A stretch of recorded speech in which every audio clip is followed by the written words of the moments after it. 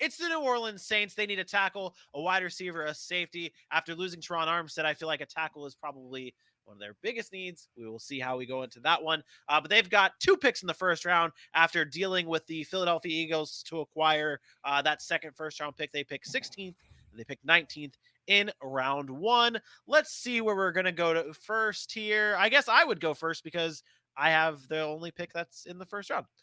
And this one was tough for me, guys. This one is very tough, and we're just going to get it out of the way here. The New Orleans Saints have to go tackle with one of their first round picks, either 16 or 19. They have to go tackle. I personally would take a tackle at 16, and I would go with Trevor Penning, the tackle out of Northern Iowa. This kid is an absolute, he's a very good tackle. He's a very, very good tackle. He's at that tier right below. It's Charles Cross, Evan Neal, Icky, and then it's Trevor Penning. That's where it is right there. He's got a physical mean streak. And the thing I like about him is he is that solid, pure tackle. Like, that's all he plays. He doesn't shift over to the guard. He doesn't do any of that other stuff. He plays just pure tackle. The fact that he's coming from Northern Iowa is a little bit of a concern for me, but it seems to be okay with all the scouts that have been looking at all of his tape. They love this guy. I love this guy. But what I really want to ask here, yeah, and you two both, and I want to hear from you two before we move on. What is so special about Trevor Penning? Who you want to go ahead, AJ? I'll let AJ take this one first.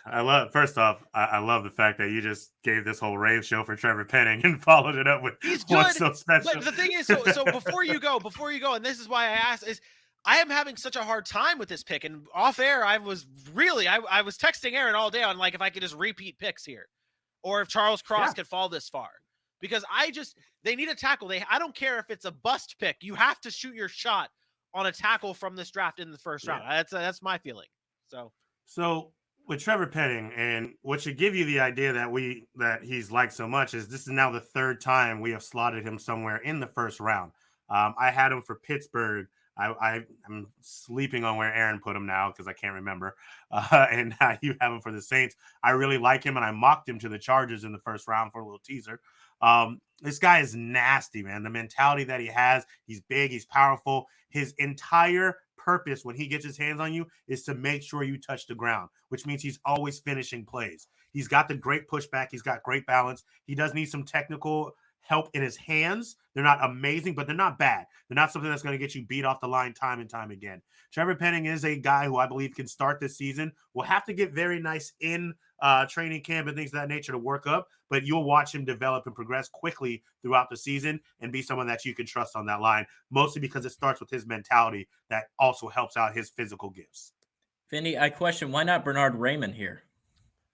So, spoiler alert, and everybody tuning in, Friday, we are going to be talking busts and sleepers.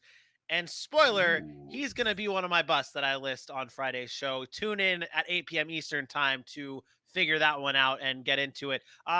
Let's see. Dylan, you have a very interesting pick in round 2 for the New Orleans Saints. Go right ahead. That I do. Not a need on the list that was shown up earlier, but I think it is a need. So, baby, I'm howling for you. It's Sam Howell.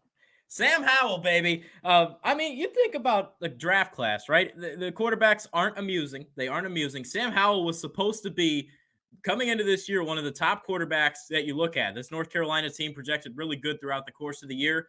Still, he had 24 touchdowns, 9 picks.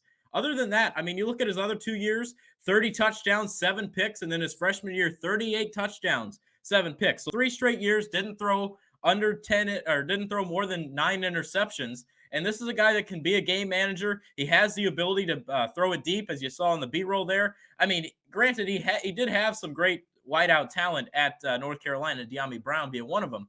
But he also had Javonte Williams and Michael Carter in his backfield throughout some of his career. But, I mean, Sam Howell has been a pretty solid quarterback. And I think I like that move right there for New Orleans. Once again, second round right here. Not a first-round pick. God forbid they take him in the first. The fan base will just go crazy. They already got 2 first-rounders. Why not take a stab at your next future quarterback? Maybe Jameis Winston. He's coming off the ACL. Andy Dalton's iffy. I think I like a franchise guy, and maybe Sam Howell can do that if he sits in that room long enough. That's a ridiculous pick. It's a Really? ridiculous pick that early. Like a second round pick for a team that's on the cusp of the playoffs last year, didn't have a quarterback. If you insert Jameis Winston, who they just signed to a 2-year deal, there's no reason for them to go out. And if they're going to invest in a quarterback they think that's going to be their franchise, they go get him early. They're not going to invest in a guy who had 2 really good seasons and then regressed his senior year. He only completed 62% of his passes. And you mentioned the weapons that year before when he had his best year. Michael Carter, Javonte Williams, Daimi Brown, the weapons made him. I don't want to say they made him because he does have a nice ball. He can be accurate at times, but he regressed that last year. And that's a big question mark for me. I have him dropping pretty far in my draft. I don't like the regression from a quarterback that is in a big time school. I mean, in North Carolina, obviously a big time school that's getting worse as it goes along. And to me, you should be ascending, not descending as you're getting ready to enter the NFL. I have a huge issue with that.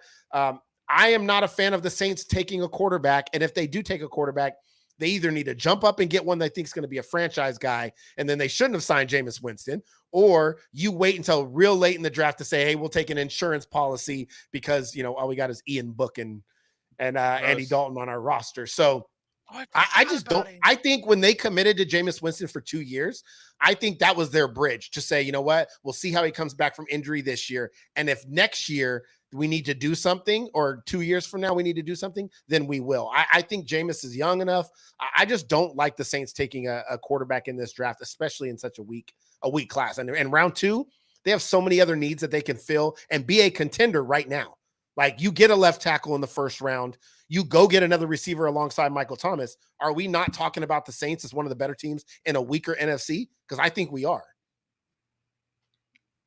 I don't like Sam Howell because of the Baker Mayfield comparison. That's why I can keep it plain and simple. I don't like it because of the Baker Mayfield comparison. That's really what it is. But Aaron or Dylan, do you have any defense to this after that, or do you? I'm a believer in Sam Howell. I'm willing to come back and look at this episode and say if he goes to New Orleans, no matter the round, if he does fall and they do take a stab at him, I think he can succeed in New Orleans. Okay. But Aaron, you did say one thing, that you put another receiver next to Michael Thomas, and maybe we're talking differently about the New Orleans Saints this year. Who do you have the Saints going with? Yeah, I have them taken a couple of receivers in this draft. I decided to go a little bit deeper, not the first round. I do have them taking a receiver with one of those picks in the first round. But for me, it's a guy in the third round. It's Kevin Austin out of Dylan's team, Notre Dame. Kevin Austin. This guy is a quality deep threat. He has really good speed. He can track the ball. He flashed some ability to kind of use his hands and get off of press coverage, and he can locate the ball well on deep balls. And I think this is a perfect kind of complement. They have a Traquan Smith there, and he's been up and down. This is a good complement to a Michael Thomas. He's willing to block, which I believe New Orleans is going to want to run the football with Ingram and Kamara, and he can play everywhere. So he's been also isolated on the outside. He's played on the inside. I think he can do some things. There's still going to be a work in progress when you're a wide receiver that's raw coming into the NFL. He needs to be a better route runner. He can't get open all the time because of his routes. They're kind of lazy at times, but I think he can be that complement on the other side of Michael Thomas and make some big plays for an offense that hasn't really seen a number 2 receiver in a really long time. Can't say much negative about that pick. One, because I don't have much negative to say about the pick. And two, I also like the idea of a wide receiver in the third round. We've talked about them possibly taking a receiver in the first round. I think that'd be a great idea for them to go ahead and get a stud guy like that. But we know they need help. We know they need some weapons. So I also picked the receiver. And this guy I love. Let's see if Aaron updated the B-roll or if he just phoned it in. I'm going with Khalil Shakir out of Boise State. They keep calling me out. Nah, it's all love. It's all love. Just like I love this guy, Khalil Shakir. This guy is talented. This one, he is a definition of go up and get it. And for a guy like Jameis Winston, who eventually they're going to allow to do what he does best in most cases and throw that long ball, Anywhere that ball is, this guy is going to go up and get it. He's a little bit smaller, but he plays so big. As you can see, he doesn't shy away from contact. He catches passes that have no business being caught, and it always seems like he is downfield, wide open behind the secondary. I mentioned with Garrett Wilson, we were talking on last Friday with the top 10 receivers. I watched 10 minutes of highlight with Garrett Wilson, and it seemed like every play he was in the end zone. I felt just the same way about this guy. Go and check, and I'll do my best to get some of the B-roll I'm talking about for the draft. Go and check some of the catches that this guy has made. It will blow your mind. He was the reason I had so much fun watching these receivers on Friday, and he's the reason that I think a lot of people will be excited once he gets in the NFL. If you can play receiver, you can play receiver, and he's the definition of that for me. He said he's a Swiss Army knife. I do like him a lot. There's no way he's lasting until the 3rd round, pick 98. But yeah, so I mean, maybe they use their 2nd rounder and instead of taking Sam Howell, they go get KHALIL SHAKIR instead. I don't think there's a way in hell he lasts that long to pick 98. The more I've watched the receivers, the more I've watched him, I do think he's kind of that middle of the 2nd round guy. He's definitely a playmaker, and he can put them all over the field. And I think, again, that complements what kind of New Orleans needs. Somebody that can go in the slot, go play outside, and doesn't have to be that they can make big plays, and they don't have to rely so much on Michael Thomas, slant over the middle 12 yards, slant over the middle 12 yards. Yeah. They missed those explosive plays when they had a Ted Ginn. I mean, we can go back to the days of Robert Meacham's. They've always had this speedster playmaker on the outside that Drew Brees used to throw and tell him to go get it. And that fits Jameis Winston as well, right? Jameis, okay, we could throw some slants to Michael Thomas, but he wants to push the ball down the field. I think with a guy like KHALIL SHAKIR or even a Kevin Austin, you can get that done. So I definitely think wide receiver heavy for the Saints this year's draft. I want to mention a point on Kevin Austin. I watched him play at the University of Notre Dame. God, that guy was hyped for so long, and thank God he finally broke out last year because I was ready to scream. I mean, the 2 years before that were ugly. He finally got that breakout shot that he did, similar to Equanimeous St. Brown, who's now in the NFL. Took him a while. That final year finally got it very hyped coming in. But Kevin Austin fits the bill. Great physical guy as well. I think he could really run over some corners in this league. I like that pick that you made there, Aaron. I think what it really came down to was you heard me talk on Monday's show about the Jags going for Justin Ross and having this connection with the quarterbacks, the college connection. You got Ian Book and Kevin Austin. That's what you were really Oh, you're for. funny. I draft Kyron Williams. Yeah, I appreciate you taking my words here. It's good. It's good.